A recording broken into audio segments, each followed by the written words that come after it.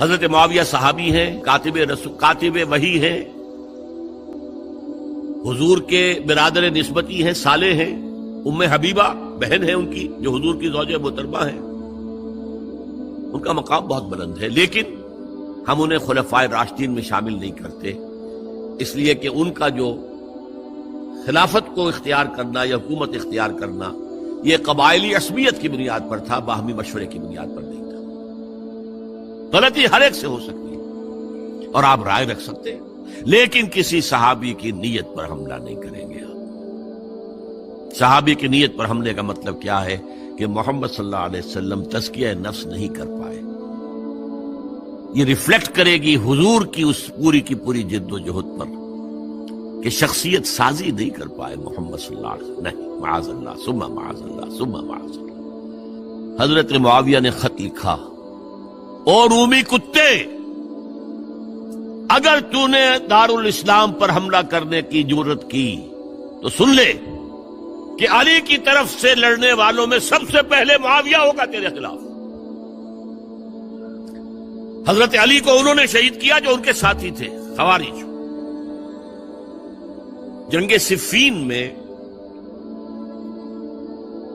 حضرت معاویہ کے کہنے سے عمرو بن العاص رضی اللہ تعالیٰ عنہ نے قرآن مجید جو ہے نیزے پر اٹھا لیا کہ لڑائی بند کرو، قرآن کو حکم بنا لو، جو قرآن فیصلہ کر دے وہ ہم بھی قبول کریں، تم بھی کرو۔ حضرت علی کا خیال یہ تھا رضی اللہ تعالیٰ عنہ یہ چال ہے، اور انہوں نے روکا اپنے ساتھیوں کو، لیکن اکثر لوگوں نے کہا قرآن آ گیا بیچ میں، اب ہم کیسے ہتھیار چلائیں؟ اس میں میرا ذہن جاتا ہے ایک حدیث کی طرف، بڑی اہم حدیث ہے، اور اس کے راوی حضرت علی ہیں۔ حضرت علی فرماتے ہیں کہ حضور نے فرمایا انہا ستکون فتنۃ، ان قریب ایک بہت بڑا فتنہ رونما ہوگا۔ حضرت علی فرماتے ہیں میں نے عرض کیا مل مخرج منہا یا رسول اللہ، اس سے نکلنے کا راستہ کون سا ہوگا؟ فرمایا کتاب اللہ فیہ خبر ما قبلکم ونبأ ما بعدکم وحکم ما بینکم، اس قرآن میں تم سے پہلے لوگوں کی خبریں موجود ہیں، بعد آنے والوں کے حالات موجود ہیں، اور تمہارے درمیان جو اختلافات بھی پیدا ہوں گے ان کا حل موجود ہے۔ تو کیسے نہ مانتے ہیں مسلمان؟ قرآن کو حکم بنایا جا رہا۔ بہرحال اس کے نتیجے میں جو بھی ہوا ہے یہ اب تاریخ کا معاملہ ہے، میں اس کی تفصیل میں نہیں جانا چاہتا، مسئلہ حل نہیں ہو سکا، لیکن حضرت علی کی خلافت جو ہے ان کے ہاتھ پر بیعت ہو گئی تھی، وہ چلی، لیکن 4.5 برس سوائے خانہ جنگی کے اور کچھ نہیں ہوا۔ وہ جو قافلہ آگے چل رہا تھا سیل رواں، وہ 1 انچ بھی آگے نہیں بڑھا۔ البتہ قیصر روم نے جب دیکھا یہ تو آپس میں لڑ رہے ہیں، اب موقع ہے میں حملہ کروں، چونکہ وہاں قریب ترین تو حضرت امیر معاویہ بیٹھے ہوئے تھے نا، شام میں، شام سے ملحق تھا نا آگے قیصر۔ حضرت معاویہ نے خط لکھا، او رومی کتے، اگر تو نے دارالاسلام پر حملہ کرنے کی جرت کی تو سن لے کہ علی کی طرف سے لڑنے والوں میں سب سے پہلے معاویہ ہوگا تیرے خلاف۔ لہذا اس نے جرت نہیں کی۔ بہرحال حضرت علی کو شہید کرنے والے تھے ایکسٹریمسٹ جو خود ان کے اپنے ساتھیوں میں سے تھے۔ انہوں نے کہا وہ کہاں حکم کیوں مانا؟ ان الحکم الا للہ، اللہ کے سوا کسی کا حکم نہیں، قرآن حکم نہیں ہے، کیوں مانا تم نے؟ اور اگر مانا تھا تو اب حکم کے بعد کیوں نہیں مانتے؟ چھوڑ دو خلافت۔ بہرحال یہ کہلاتے ہیں خوارج، جنہوں نے بغاوت کی ہے حضرت علی کے ساتھیوں سے۔ ان میں سے 3 نے بیٹھ کے طے کیا کہ یہ 3 جو در حقیقت بڑے شخص ہیں، یہ اس وقت امت جو ہے ان کی وجہ سے اس مشکل میں پڑی، ان تینوں کو قتل کر دو۔ فلاں دن صبح فجر کی نماز کے وقت ایک شخص وہاں جائے گا، ایک شخص وہاں جائے گا، ایک شخص وہاں جائے گا، اور فجر کی نماز میں قتل کر دو۔ ابن ملجم آیا حضرت علی پر وار کیا، وار کاری ثابت ہوا۔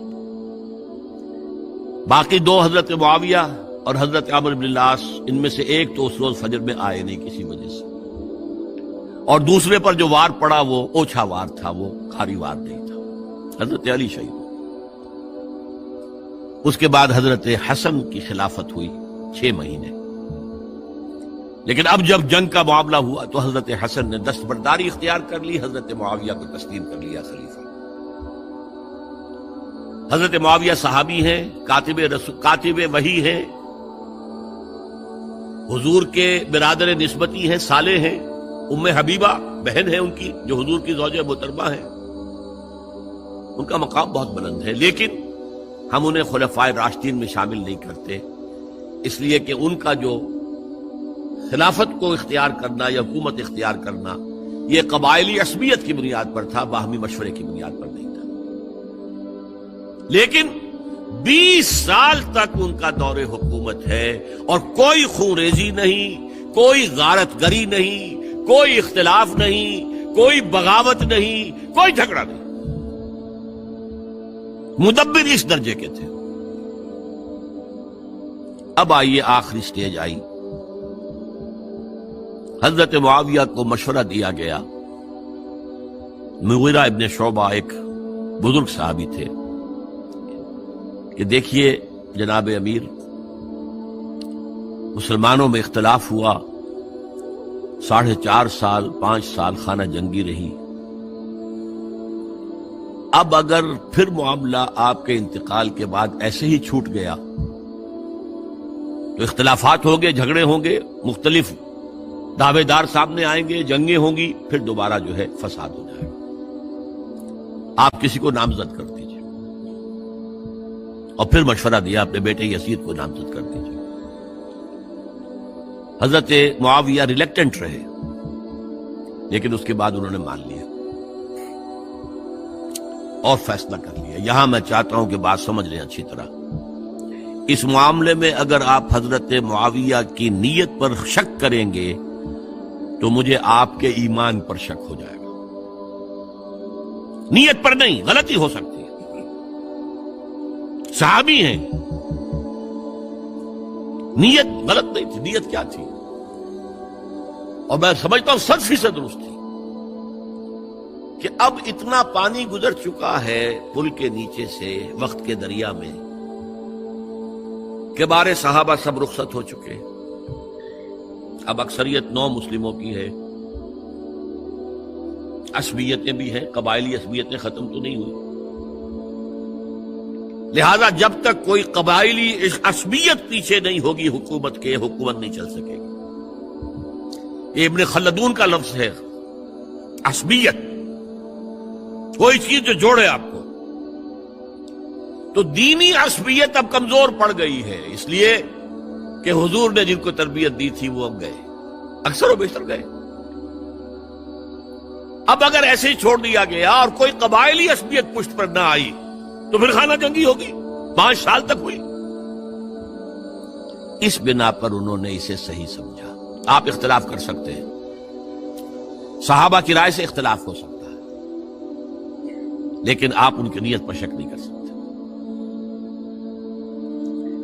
بہرحال واقعہ کیا ہے تاریخی اعتبار سے کہ یہ 10ویں سال میں نامزد کر دیا یزید کو اپنے بعد خلیفہ کے لیے، ولی عہد۔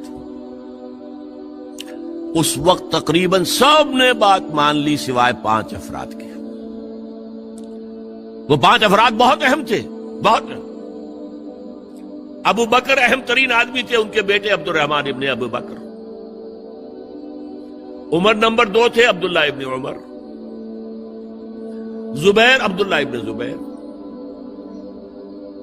عباس عبداللہ ابن عباس،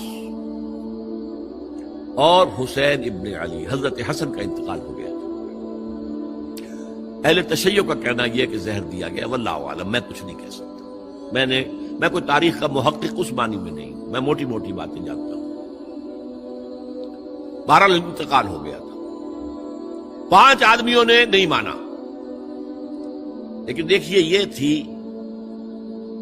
تدبر کی بات حضرت امیر معاویہ کی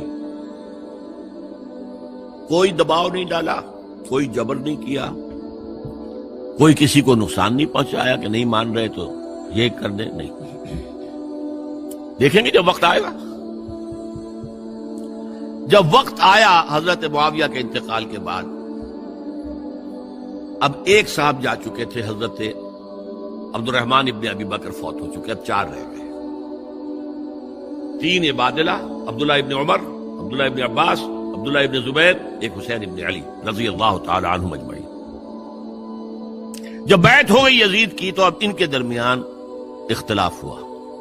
یہ بات اچھی طرح سمجھ لیجئے، تاریخی حقائق، موٹے حقائق کو چھوڑ کر باریکیوں میں جب پڑھتے ہیں تو معاملہ غلط ہو جاتا ہے۔ موٹے حقائق کو سمجھیے، 2 ایک طرف ہو گئے، 2 ایک طرف ہو گئے۔ عبداللہ ابن عباس کی رائے ہوئی کہ اگرچہ یہ غلط کام ہوا ہے، یہ قیصر و کسریٰ کی سنت پر عمل ہو رہا ہے، لیکن یہ ایسی بڑی بات نہیں ہے کہ خون ریزی شروع کر دی جائے اور امن و امان ختم ہو جائے۔ یہی بات عبداللہ ابن عمر کی ہو گئی، یہ 2 تو یکجا ہو گئے۔ مصلحت کہہ لیں جو بھی سمجھے، لیکن نیت پر حملہ نہیں کر سکیں گے آپ۔ دیانتاً انہوں نے یہ سمجھا کہ اب جب کہ ہو گیا معاملہ تو ٹھیک ہے۔ حرام مطلق تو کہیں نہیں لکھا ہوا قرآن کے اندر کہ بیٹا نہیں ہو سکتا، کہیں نہیں لکھا ہوا۔ بہرحال ان 2 کی رائے یہ ہوئی کہ اگرچہ کام غلط ہے لیکن اتنا غلط نہیں ہے کہ اس کو چیلنج کیا جائے اور اس سے جو ہے خانہ جنگی شروع ہو جائے اور فساد شروع ہو جائے۔ 2 کی رائے یہ ہوئی کہ نہیں، we have to challenge it come what میں۔ عبداللہ ابن زبیر، حسین ابن علی رضی اللہ تعالی عنہما یا عنہم، تو یہ 2 علیحدہ۔ ان 2 میں اب اختلاف ہوا۔ عبداللہ ابن زبیر کی رائے یہ تھی کہ یہی مقیم رہو مکے میں، حجاز میں، مکے اور مدینے میں، یہاں سے ریزسٹنس موومنٹ ہم شروع کریں گے، کیونکہ یزید کی خلافت تو دمشق میں تھی، بہت دور۔ حضرت حسین کو خطوط آ رہے تھے کوفے سے، کوفہ حضرت علی کا صدر مقام رہا تھا، اور جن سبائیوں نے فتنہ پیدا کیا تھا حضرت عثمان کے خلاف وہ بھی وہیں آباد تھے۔ انہوں نے خطوط کا تاطا باندھ دیا، آپ آئیے ہم آپ سے بیعت کریں گے اور کھڑے ہوں گے اور مقابلہ کریں گے اور اس یزید کی حکومت ختم کریں گے۔ ڈاک کے تھیلے بھرے ہوئے حضرت حسین نے فیصلہ کیا کوفے جانے کا، بہت روکا۔ عبداللہ ابن عباس بہت ان سے بزرگ تھے عمر میں، اور ویسے بھی ایک اعتبار سے نانا تھے، ایک اعتبار سے پردادا تھے حضرت عبداللہ ابن عباس۔ حضور کے چچا زاد بھائی تھے تو نانا ہو گئے کہ نہیں؟ حضور نانا تھے کہ نہیں؟ اور حضور کے چچا تھے حضرت عباس، ان کے بیٹے ہیں۔ تو اس اعتبار سے حضرت علی رضی اللہ تعالیٰ عنہ کہ کیا ہو گئے چچا، بہرحال میں کچھ گڑبڑ کر رہا ہوں اس وقت، وہ دوڑتے جا رہے تھے کہ حسین خدا کے لیے مت جاؤ، خدا کے لیے مت جاؤ، یہ کوفی تمہارا ساتھ نہیں دیں گے، الکوفی لا یوفی، کوفی وفا نہیں کرتا وعدہ، اور خدا کے لیے اگر جانا ہے اپنے گھر والوں کو یہاں چھوڑ دو۔ بس حضرت حسین پر رضی اللہ تعالی عنہ جو ایک کیفیت تھی، انہوں نے سب باتوں کو نظر انداز کیا۔ وہاں ہزاروں لوگوں نے مسلم بن عقیل جو حضرت حسین کے نمائندے کی حیثیت سے پہلے گئے تھے، ان کے ہاتھوں پر بیعت کیا، وہ خطوط آ رہے تو اور بھی بات پختہ ہو گئی۔ ابھی راستے ہی میں تھے کہ پتہ چلا کہ ابن سیاد گورنر بن کر آیا ہے، اور اس نے جو وہاں پر تشدد کیا ہے اور ڈنڈا برسایا ہے، سب بیعت توڑ کے گھروں میں چھپ گئے، اور مسلم بن عقیل جو ہیں وہ بے یار و مددگار شہید بھی کر دیے گئے۔ حضرت حسین نے ارادہ کیا کہ واپس ہو جائے مدینے کی طرف۔ اب مسلم بن عقیل کے بیٹے جو ہیں، وہ عرب کی ایک غیرت ہے، ایک آنر جسے آج کل کہتے ہیں، ہم اپنے باپ کا بدلہ لیے بغیر نہیں جائیں گے، اور حضرت حسین کی شرافت اور مروت، یہ لوگ میرے ساتھ آئے تھے نا، میرا ساتھ دے رہے تھے، اب میں ان کا ساتھ کیسے چھوڑوں؟ بہرحال وہ حادثہ فاجعہ ہو کر رہا، اور اس میں سب سے بڑا سبب جو بنا ہے وہ میں چاہتا ہوں جس کی طرف کسی کی نگاہ نہیں گئی۔ افسوس یہ ہے کہ میرا اس پر جو کتابچہ ہے سانحہ کربلا وہ آؤٹ آف پرنٹ تھا، کوشش تھی کہ آج یہاں وہ پیش کیا جاتا، مختصر ترین، لیکن آپ دیکھیں گے کہ کلیئر ہو جاتی ہے ہسٹری۔ دو کتابچے ہیں، شہید مظلوم، میرے نزدیک مظلوم ترین شہید حضرت عثمان رضی اللہ تعالی عنہ، اور سانحہ کربلا، بہت بڑا سانحہ، اس میں کوئی شک نہیں۔ حضرت حسین کے صبر اور مثابرت اور استقلال اور شجاعت یہ مثالی ہیں تاریخ کے اندر۔ اپنے سامنے جو ہے اپنے ایک ایک کر کے چراغ گل ہو رہے ہیں، خاندان سارا ختم ہو رہا ہے، شیر خوار بچے شہید ہو رہے ہیں۔ وہ تو ایک بچہ بیمار تھا، حضرت علی بن حسین زین العابدین رحمت اللہ علیہ، وہ بچا ہے۔ لیکن اصل میں شرافت اور مروت جو ہے وہ بسا اوقات اپنی شرافت کی وجہ سے مار کھا جاتی ہے۔ حضرت حسین سے میرے نزدیک یہ ایک اسٹریٹجک مسٹیک ہوئی کہ جب کوفیوں کا لشکر سامنے تھا تو وہاں کھڑے ہو کر ایک ایک کا نام لے گا، فلاں ابن فلاں، کیا تم نے مجھے خط نہیں لکھا تھا؟ اے فلاں ابن فلاں، کیا تم نے مجھے خط نہیں لکھا تھا؟ سب کے راز فاش کر رہے ہیں، اور دیکھو یہ میرے پاس یہ تھیلے بھرے ہوئے تمہارے خطوں کے موجود ہیں، تم نے مجھے بلایا اور میں آیا۔ یہ بات تھی جس کی بنا پر اب ان کے لیے کوئی چارہ نہیں تھا کہ انہیں شہید کر دیں، ورنہ تو یہ ہمارا بھانڈا پھوڑ دیں گے جا کر یزید کے پاس، تو ہماری کھالیں کھنچ جائیں گی۔ یہی وجہ ہے کہ حضرت حسین نے 3 آفرز کی، مجھے واپس مدینے جانے دو، نہیں، مجھے یزید کے پاس جانے دو، نہیں، مجھے کہیں اسلامی سرحد پر بھیج دو، میں وہاں پر کافروں سے جنگ کرتے ہوئے زندگی ختم کر لوں گا، نہیں، ہیئر اینڈ ناؤ بیٹھ کرو۔ یہ حضرت حسین کی شرافت، غیرت، حمیت، مروت اس کے خلاف تھا، لہذا انہیں شہید کیا گیا، اور پھر خیموں کو آگ لگائی گئی۔ یہ نوٹ کیجئے کیوں لگائی گئی۔ اگر تو یہ غصے اور انتقام میں اور وینجینس میں ہوتا تو حضرت علی بن حسین زین العابدین کو بھی شہید کرنا چاہیے تھا، نہیں کیا۔ اگر یہ اس طرح کا معاملہ ہوتا تو خواتین کی بے حرمتی ہوتی، نہیں ہوئی۔ یہ خیمے کیوں جلائے؟ تاکہ وہ جو ایویڈنس ہے وہ ختم ہو جائے، ہمارے خلاف یہ جو ڈاکومنٹری پروف لیے پھر رہے ہیں، خیمے جلیں گے اور یہ تھیلے بھی جل جائیں گے اور یہ خود بھی جل جائیں گے اور ہم بچ جائیں گے۔ یہ ہے میرا تجزیہ۔ بہرحال اس میں کوئی شک نہیں کہ تاریخ انسانی کے عظیم حوادث میں سے وہ ہے، اور میرے نزدیک حضرت حسین رضی اللہ تعالیٰ عنہ کا اختلاف کر سکتا ہے، جو چاہے کرے، حضرت حسین سے اختلاف کرے اور اتفاق کرے حضرت عبداللہ ابن عمر، عبداللہ ابن عباس کے ساتھ، تب بھی ٹھیک ہے، اور اگر حضرت عبداللہ ابن عباس اور عبداللہ ابن عمر سے اتفاق کرے اور حضرت حسین ان سے اختلاف کرے، تب بھی شک ہے۔ معصوم کوئی نہیں، ہمارے نزدیک معصومیت خاصہ نبوت ہے، نبوت ختم ہوئی حضور پر، معصومیت ختم ہوئی، غلطی ہر ایک سے ہو سکتی ہے اور آپ رائے رکھ سکتے ہیں، لیکن کسی صحابی کی نیت پر حملہ نہیں کریں گے۔ صحابی کی نیت پر حملے کا مطلب کیا ہے کہ محمد صلی اللہ علیہ وسلم تزکیہ نفس نہیں کر پائے، یہ ریفلیکٹ کرے گی حضور کی اس پوری کی پوری جد و جہد پر کہ شخصیت سازی نہیں کر پائے محمد صلی اللہ علیہ وسلم، نہیں، معاذ اللہ ثم معاذ اللہ ثم معاذ اللہ۔ بہرحال یہ ہے تاریخ کے اعتبار سے ہمارے ہاں جو عظیم ترین ذی الحج کے مہینے میں حضرت عثمان شہید ہوئے تھے، 28 ذی الحج کو حضرت عمر پر حملہ ہوا تھا، 1 محرم کو ان کی شہادت ہوئی تھی، 10 محرم کو یہ سانحہ کربلا پیش آیا تھا۔ یہ ہماری اس ابتدائی تاریخ کے اہم لینڈ مارکس ہیں جنہیں ہم شہادت کے نام سے جانتے